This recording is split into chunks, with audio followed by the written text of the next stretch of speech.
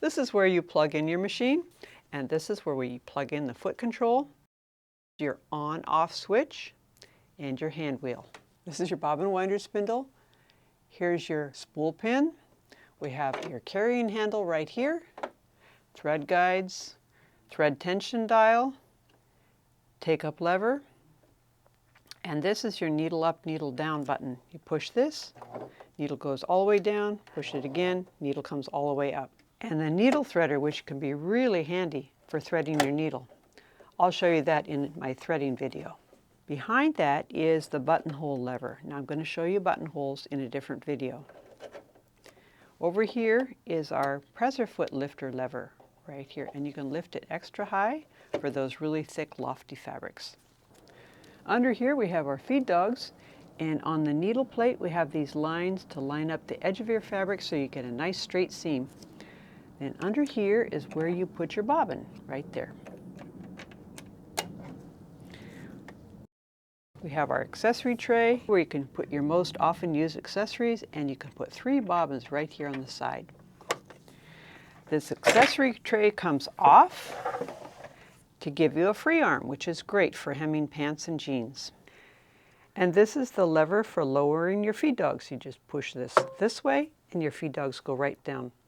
Now, if you want to raise them back up, just push the switch the opposite direction like that and take a stitch and the feed dogs come right back up. This is great for if you're doing free motion quilting where you want to have your feed dogs out of the way. And over here we have a thread cutter, so when you're done sewing, you can cut your thread easily.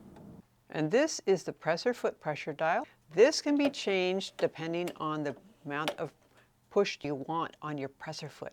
Now, normally you would leave it on 3, but if you had a sweater fabric that did not have good stretch recovery and tended to get wavy while you sewed it, you may want to have this down to a lighter pressure. We have this handy ruler, both in centimeters and in inches, and here is a chart to help you set up your machine correctly for the most commonly used stitch applications. It's a speed slider. Now what this does is it governs the maximum speed that you can go. So if you're trying to sew something very carefully, or you're a beginner sewer, lower it to a lower speed. Here we have the reverse lever, so when you push that, your machine sews backwards to help seal the beginning and ending of your seams. This is your stitch length dial. Now notice this little drawing here of the longer and shorter lines. That would show that you can do longer and shorter stitches using this dial. This is your stitch selector dial. These numbers correspond to these numbers up here on your stitch chart. This area corresponds to these stitches that are in the white print when you're in this area. And then this area from 0 to 4 corresponds to the stitches that are in the orange print. This is your stitch width dial. Most of the time you're going to have it on 5, but sometimes you want to have a narrower zigzag or a narrower stitch.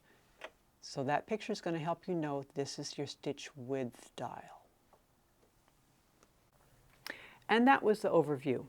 I hope you've enjoyed this video, and if you have, give us a thumbs up. Also, if you have comments, questions, or ideas for other videos you'd like to see, let us know in the comments below. Thanks for watching. Bye.